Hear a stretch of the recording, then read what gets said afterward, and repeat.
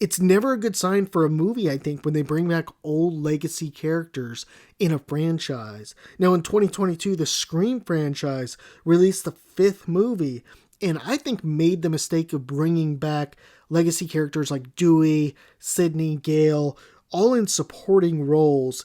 And to me, it showed very early on that the storyline really can't hold by itself, and they needed those familiar faces to get audiences to watch.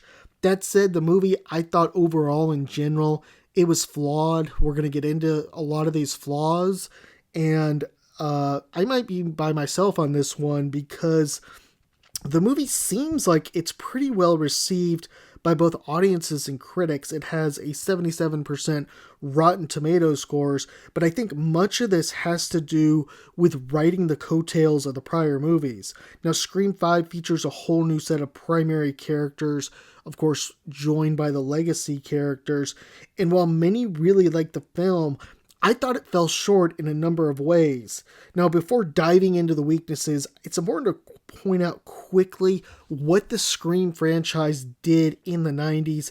It basically repopularized the slasher horror genre. When the original came out, it was 95 or 96, I can't remember exactly. And in the years that followed, we just saw an explosion of slasher movies like I Know What You Did Last Summer, Urban Legends, and really many more. That said, and I just also have to say, I think it repopularized the horror genre too, and we saw a lot of other, new horror movies come out. A lot of younger people started watching them. That said, I thought Scream 5 fell short in a number of ways. The first and most obvious was the casting of Melissa Barrera as Sam Carpenter, the troubled sister of Tara, who is played by Jenna Ortega. Now, Sam is the daughter of original killer Billy Loomis, and the writers try and portray her as this closet killer or serial killer who just doesn't know it yet. But this whole storyline around this, which we see in Scream 6 as well, it really didn't work. And I thought she was the wrong pick for the role. She was, of course, fired in the offseason for making really racist comments against Jews, so maybe that's good, or actually that is very good. So Jenna Ortega, I was fine with. Ortega, I think she's a much better actress than Barrera. I don't know that she could have carried the role like Sydney could, and I think they probably should have cast someone else in this role. I can't think of anyone off the top of my head that I think would be good. But if you do, if you think someone else would have been better, definitely chime in on the comments.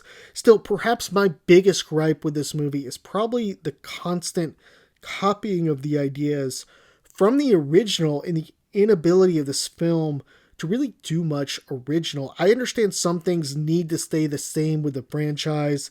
So we see, for example, the phone call at the beginning of the movie. I have no issue with that. But we see this big play on nostalgia that really just doesn't work. I don't mind, again, the opening phone call, but the whole movie speech, what seems to happen, I think every movie now, the whole movie speech, where one of the supporting characters discusses the rules as they're in a horror movie, that needs to go at this point. It was fine in the original and even the sequel, but it's been done enough at this point. Now, the writers tried to circle everything around and even resorted to using the same house that Stu and Billy tried to kill Sydney in, and there's a major plot hole here. I don't know how they missed this.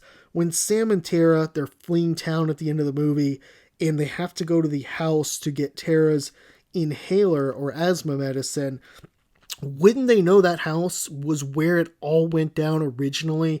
It seems so obvious in a small town that they would know that, the entire town would know that, and they would avoid it at all costs.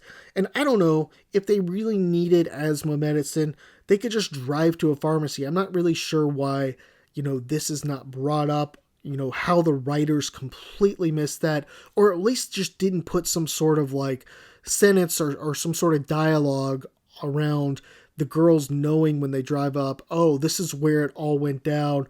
Should we go in? Blah, blah, blah. So the writers really suffer to come up with original ideas, I thought, for most of the movie. For one, I think that they need to start to focus on making it a single killer. It was done that way in Scream 3, and I think it would be a better twist. It would require, of course, some creative writing, but that's why those guys get paid. Also, many of the scenes and references throughout the film come back to the original, and if we want that nostalgia, we can just rewatch the original or one of the other sequels. One of the worst examples of this is when Mindy is watching the Stab movie, and she's sitting on the sofa, and someone is about to be killed, and Ghostface is walking up, and of course, Ghostface is walking up behind her at the same time. I mean, come on, really? And how about the ending? Was I surprised? I actually thought that we were going to see someone who had been attacked show up as the killer. That actually happened in Scream 6, which I'll be reviewing shortly. It would have been a good route to go and something different, but in general, I thought the reveal was surprisingly pretty good. The boyfriend was a good surprise as he was trying to get them out of town, trying to not really go, and Tara wanted to stop at the house.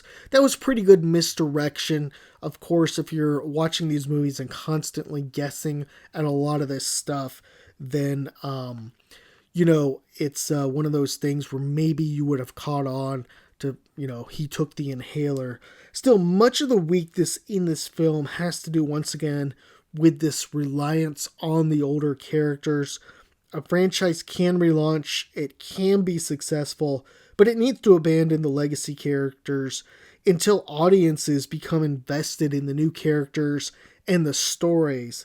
Now, I'll be reviewing Scream 6 shortly, but I want to talk quickly about Scream 7 coming out in 2026 with Barrera being fired, Ortega, who has scheduling conflicts, and the director leaving. The franchise is going in an all-new direction. We've got Neve Campbell back as the star of Scream 7 with her family, and Courtney Cox as well, who got stabbed pretty bad in Scream 6. I'm not sure what the story will be, but I imagine Campbell is going to be the main target, or Sydney is going to be the main target along with her family. I think it's a good call. Campbell is still quite young at this point, especially compared to, Jamie Lee Curtis for the Halloween franchise. And it really is her franchise. She is the star of the franchise, along with Gail, I think. Let's hope the writers give us a terrific story. Let's hope that we get to see Sydney kind of go out on a good route with a great movie. Because I think this franchise, Scream 6, was definitely a step down. I like the fact that they did do it in New York. It was different, but it really had a number of flaws as well, which I'll get into when I review that movie. But Scream 7, I think, will be good. And then after that, I hope that this is the last movie with Gail and with Sydney. I hope after that they maybe try and just relaunch this all fresh somehow. I don't know how they could do it. Maybe wait a few years and then do it. But something like that, I think, is a good possibility. Anyhow, thank you for watching. Let me know any thoughts. Did you like Scream 5? Do you think it was actually, they exceeded expectations or not? Let me know. Thanks.